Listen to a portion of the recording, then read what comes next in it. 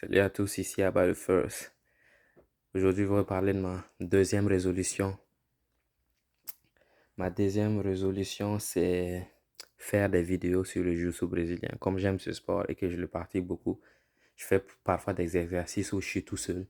Je me dis, ça serait vraiment bien que je montre aux gens qu'on peut faire du jiu-jitsu brésilien dans tous les environnements. Parfois, je me trouvais des excuses, je dis, bon, là, je peux pas le faire ici ou je peux pas le faire là. Mais on peut faire le jiu-jitsu brésilien dans son lit.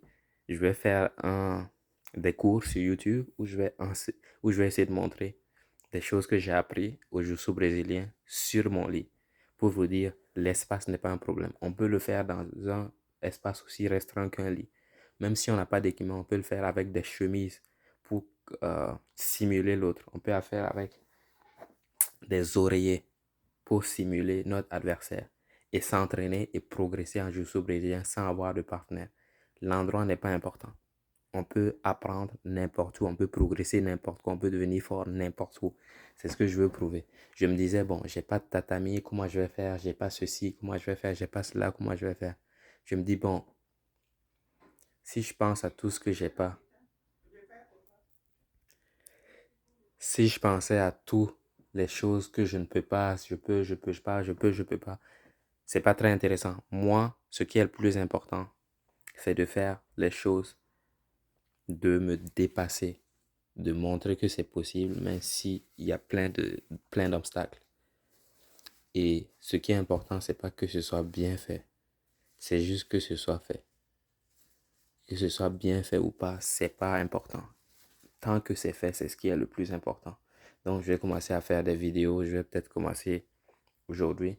On va faire quelques séquences de jiu-jitsu brésilien. J'ai un mannequin, mais je peux vous montrer que vous pouvez le faire sans mannequin.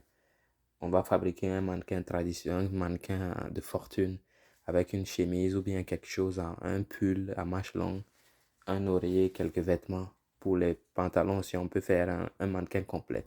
On peut faire le haut pour travailler sur les choses du haut du corps. On peut fabriquer aussi un mannequin, comme le bas du mannequin pour travailler sur les choses du bas du corps, des attaques ou des défenses du bas du corps.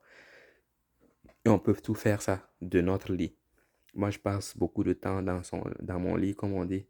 Bedroom is all room. Comme le disent les doomers qui restent dans leur chambre toute la journée, les nerds. Je fais partie de cette catégorie, je reste dans la chambre toute la journée. Je passe énormément de temps sur le lit. Je dis en fait, je fais beaucoup d'exercices sur mon lit. À côté du lit, je fais des pompes, je fais des tractions, j'ai des élastiques. Je m'étire, je fais énormément d'exercices sur le lit et à côté du lit. Je me dis, je pourrais documenter ces exercices-là avec vous. On va, ça sera pas forcément très détaillé parce que je suis ceinture blanche, comme je dis, et puis mon objectif n'est pas de montrer dans les moindres détails, faire un séminaire. Moi, je vais pas faire ça. Je vais juste montrer approximativement. Moi, je suis dans l'à peu près, moi. Et ensuite, vous allez adapter la chose à vous, votre physionomie, votre morphologie. Si vous êtes grand, il y a des techniques qui vont plus marcher, qui vont avoir l'air plus naturelles que si vous êtes plus petit. Comme lorsqu'on a des petites jambes, vous allez avoir du mal à faire beaucoup de triangles. Ceux qui ont de grandes jambes ont plus de facilité parce qu'ils vont avoir plus d'espace. Ou certains renversements lorsqu'on a les sweeps, comme on les dit. Lorsqu'on a des petites jambes, on ne peut pas bien les faire. Alors que lorsqu'on a des grandes jambes, on peut les faire. Notre adversaire est toujours à portée. On peut toujours atteindre ses jambes pour faire du tripod sweep ou bien dummy sweep. Ça devient un peu plus facile. Alors, quoi d'autre? Si on a des grandes jambes, il y a plein de renversements qui deviennent extrêmement simples. Parce on a énormément d'effets. On a un effet de levier énorme puisqu'on a des grandes jambes. J'ai exploré tout ça avec vous, mais comme je dis, ça sera de l'à peu près. Je vais vous montrer à peu près ce que ça veut dire, ce que je fais, à peu près à quoi ça ressemble. Vous pouvez vous aussi vous le faire avec moi. Je voulais encourager tout le monde. Lorsque je fais des choses, je fais une vidéo, je montre des mouvements. Je vous encourage à le faire tout de suite avec moi. Ça va durer à peu près 5 minutes par vidéo où je vais vous montrer deux, trois techniques que je viens d'apprendre ou que j'ai vues à la télé ou que j'ai exploré ou que j'aimerais explorer plus tard. On va faire les Kimura, mais je vais faire des choses vraiment basiques. On va pas commencer à faire énormément de mouvements comme on est sur un lit. Heureusement, le lit est à deux places, mais on n'a pas énormément d'espace. Je veux que ce soit adapté pour ceux qui ont un lit, une place, et qui trouvent des excuses pour dire qu'ils ne peuvent pas pratiquer le jiu-jitsu brésilien. Tout le monde peut pratiquer, peu importe où on est, peu importe votre situation, vous pouvez toujours pratiquer le jiu-jitsu brésilien. Ce n'est qu'une question de vos limitations vous-même. Moi, je me suis limité énormément. J'ai fait, je me suis dit, c'est impossible de le faire sur un lit. C'est impossible de le faire ici. C'est impossible de le faire de cette façon. Alors que c'est possible. La limitation était juste dans ma tête. Je me dis, non, ça doit être parfait. Tu vois, si je fais ça, il va falloir faire du montage pour couper, couper, couper. Mais je me suis dit, bon, c'est pas grave si c'est pas joli. C'est pas grave si c'est pas beau. Je veux juste documenter un peu mon parcours pour vous montrer à peu près ce que je fais. C'est de l'à peu près, hein. Faudrait pas venir me dire après. Mais Abba, il a dit ceci, Abba, il a dit cela, nanani, nanana. Moi, je suis dans l'à peu près.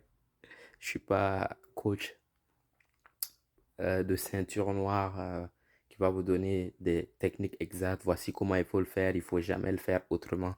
Je vais pas vous dire ça. Je dis, moi, je fais ça comme ça, à peu près comme ça. Et vous allez essayer de le faire. Peut-être ça va marcher pour vous, peut-être que ça va pas marcher pour vous.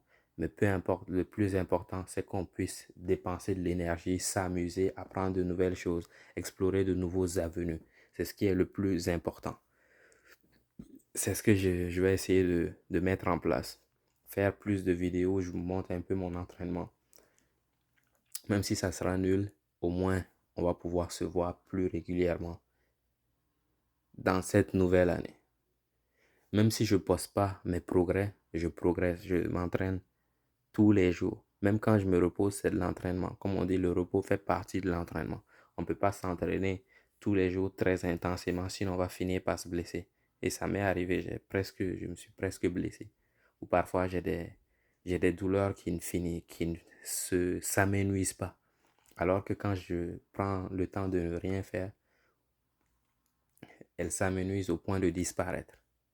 Jusqu'à ce que je refasse la même chose et que les douleurs reviennent. Bon, c'est ça qui est ça. Je vais vous laisser, on va se revoir à la première vidéo je vais vous parler des premières règles du jiu-jitsu brésilien. Qu'est-ce qu'on doit retenir en premier lorsqu'on commence le jiu-jitsu brésilien? C'est quoi les règles? On va apprendre à taper. Taper, c'est le plus important, c'est sacré. Le tap est sacré. On ne doit jamais violer cette règle. Le tap est sacré. Si vous ne respectez pas le tap, vous ne pouvez plus jamais faire le jiu-jitsu brésilien pour le reste de votre vie et vous allez même aller en prison. Je vais vous expliquer pourquoi, l'histoire et tout ce qui entoure cela. C'est tout pour aujourd'hui. Stay about the first.